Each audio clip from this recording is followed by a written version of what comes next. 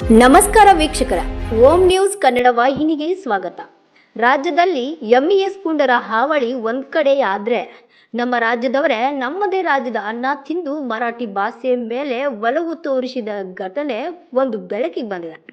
ನಿಪ್ಪಾಣಿ ತಾಲೂಕಿನ ಕೊಗನೋಳಿ ಗ್ರಾಮದ ಪಂಚಾಯಿತಿಯಲ್ಲಿ ಕನ್ನಡ ಭಾಷೆಗಿಂತ ಬೇರೆ ಭಾಷೆ ಮೇಲೆ ಹೆಚ್ಚು ಒಲವು ತೋರಿಸ್ತಾ ಇರೋದು ಕಂಡು ಬಂದಿದೆ.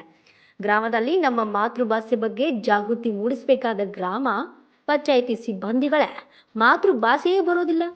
ಅಷ್ಟೇ ಅಲ್ಲದೆ ಗ್ರಾಮದಲ್ಲಿ ಮತ್ತು ಗ್ರಾಮ ಪಂಚಾಯಿತಿಯಲ್ಲಿ ಇರುವ ನಾಮಫಲಕ ಒಂದು ಕೂಡ ಕನ್ನಡದಲ್ಲಿ ಇಲ್ಲ. ಈ ಕೂಡಲೇ ಸಂಬಂಧಪಟ್ಟ ಅಧಿಕಾರಿಗಳು ಇದರ ಬಗ್ಗೆ ಕ್ರಮ ತೆಗೆದುಕೊಳ್ಳಬೇಕು ಅಂತ ಸ್ಥಳೀಯರು ಆರೋಪ.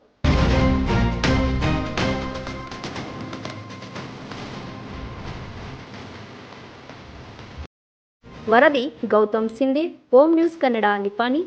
ನೇರ ಸುದ್ದಿಗಾಗಿ ಮತ್ತು ನಿರಂತರ ಸುದ್ದಿಗಾಗಿ ನೋಡ್ತಾ ಇರಿ ಓಂ ನ್ಯೂಸ್ ಕನ್ನಡ, ಚಿಕ್ಕೋಡಿ.